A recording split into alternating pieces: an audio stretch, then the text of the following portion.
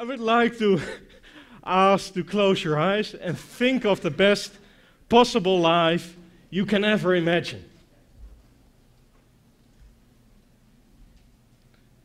And you might open your eyes.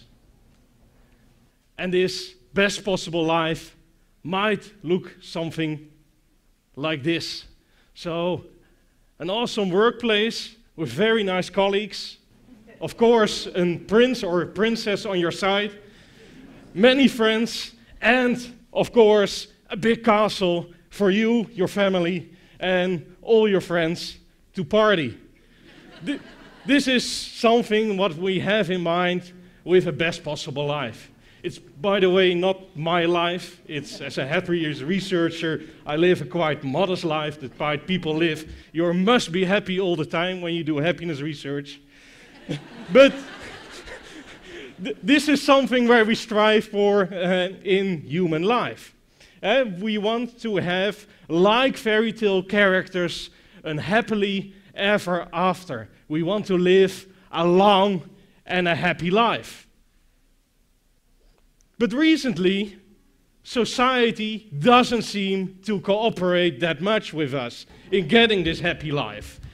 And if we might believe recent surveys, about 70% of the people think that the world is getting worse, and even 55% of the people think that their own life is getting worse. And we all seem to be haunted by a sense of decline in society. We think that the world is overdue to an invasion of Islamic terrorists. Global warming is a big problem. Work is not nice anymore. We are all suffer from burnouts and stress. And society is individualizing. So we see a decline of the church and an increase in loneliness, but also depression and suicide rates.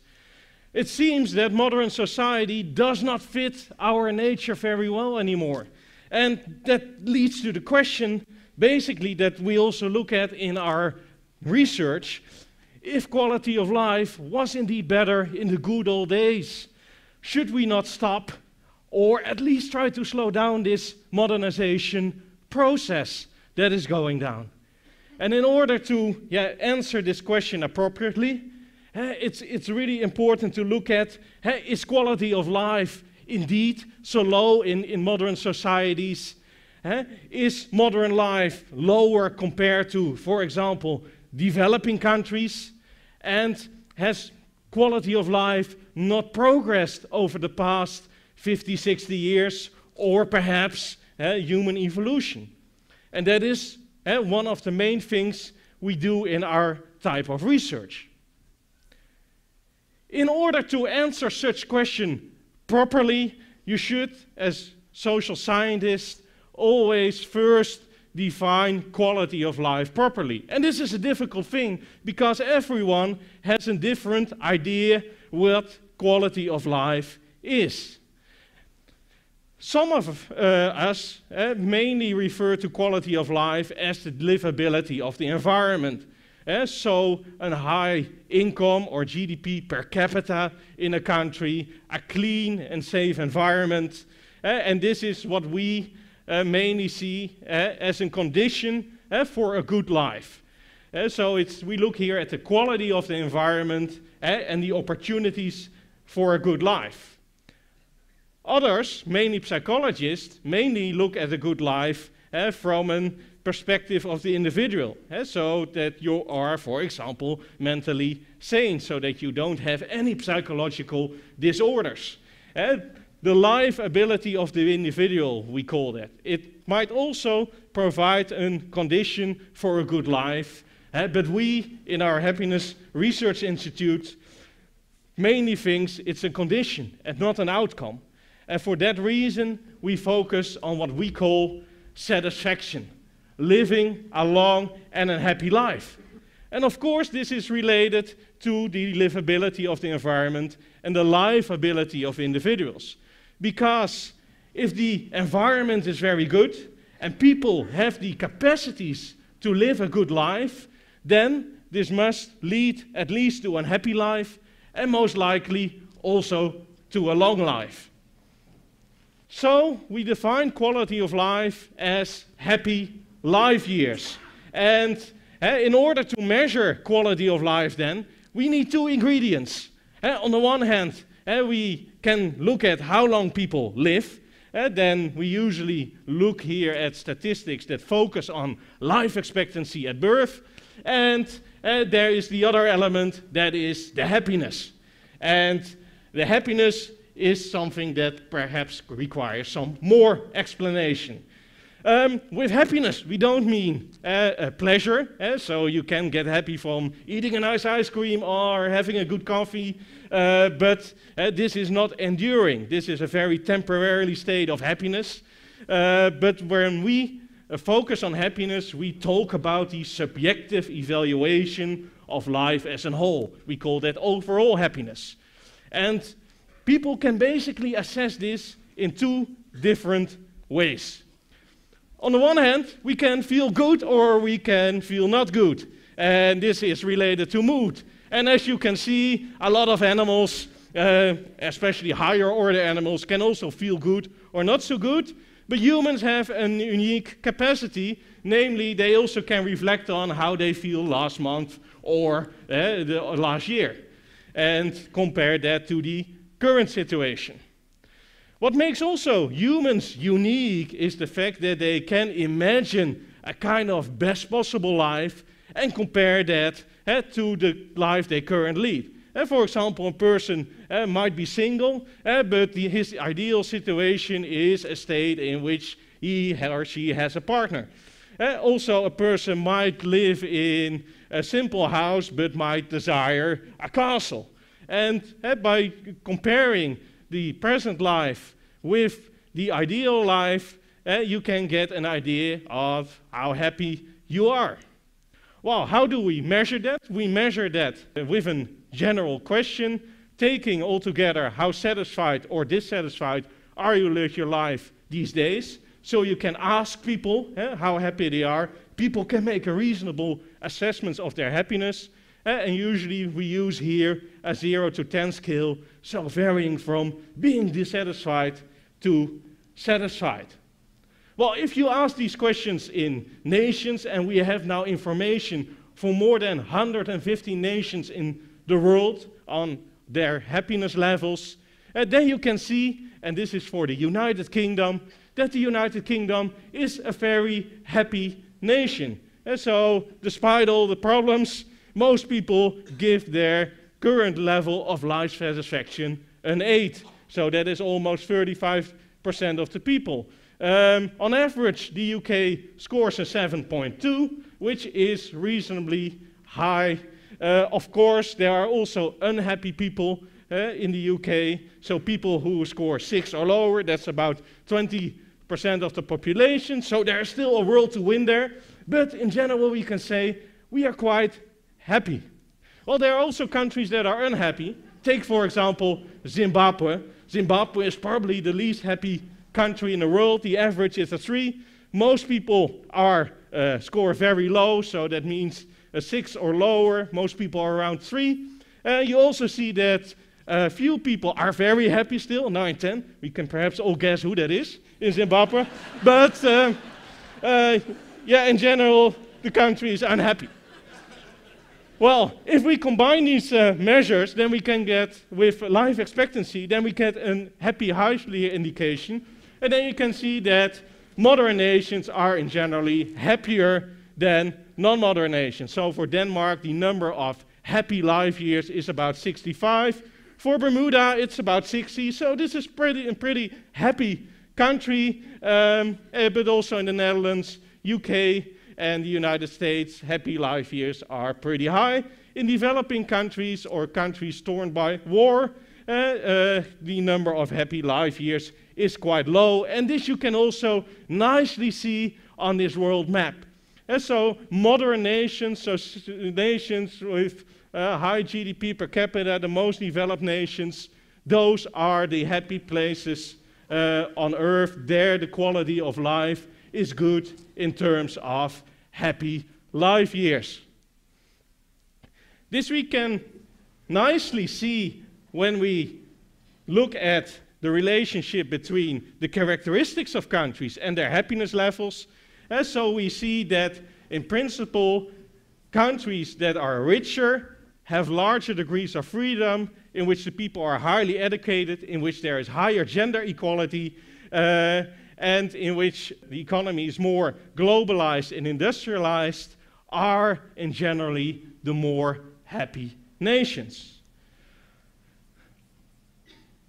You might now want to wonder, well, how does this develop over time? Perhaps we are quite happy, and perhaps our quality of life is very high, but perhaps it didn't change over time.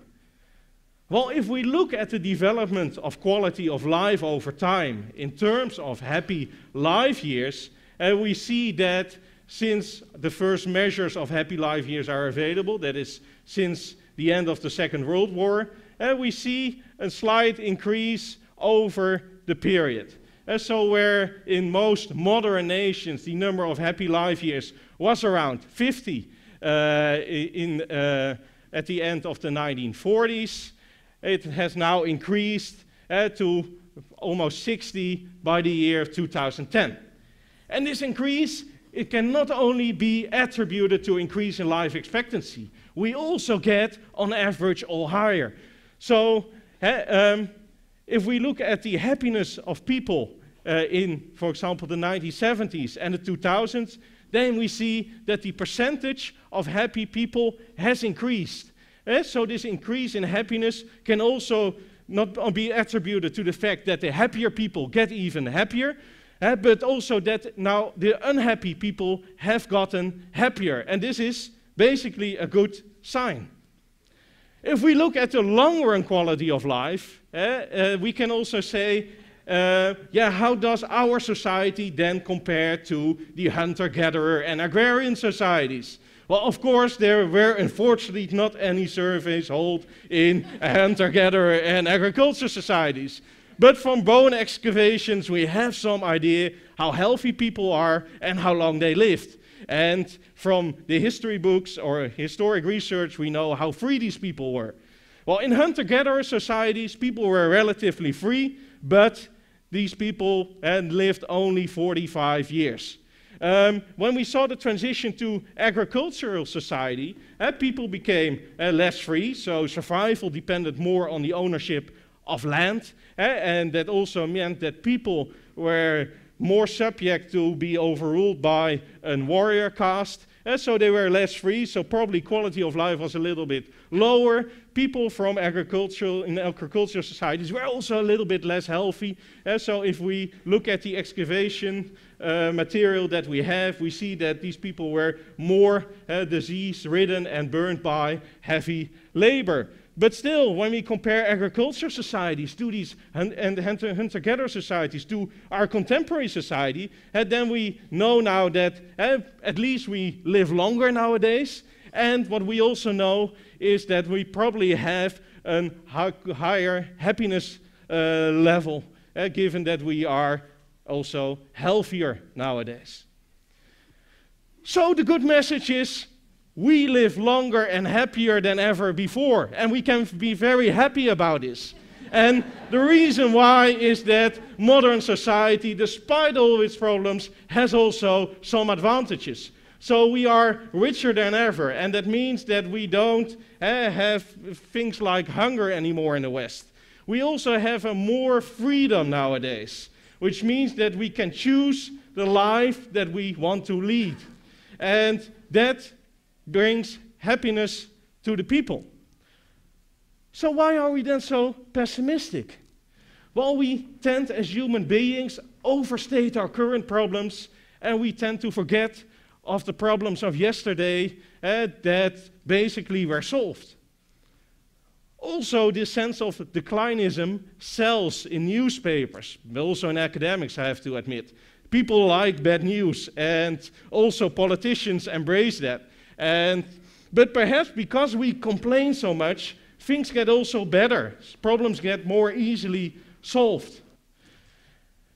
The bigger challenge, perhaps, than in modern society is not the social problems that we have, but the fact that the freedom that we got in the modernization process has provided us with an endless number of options we can choose from to live the life that we like, to lead the life that fits us.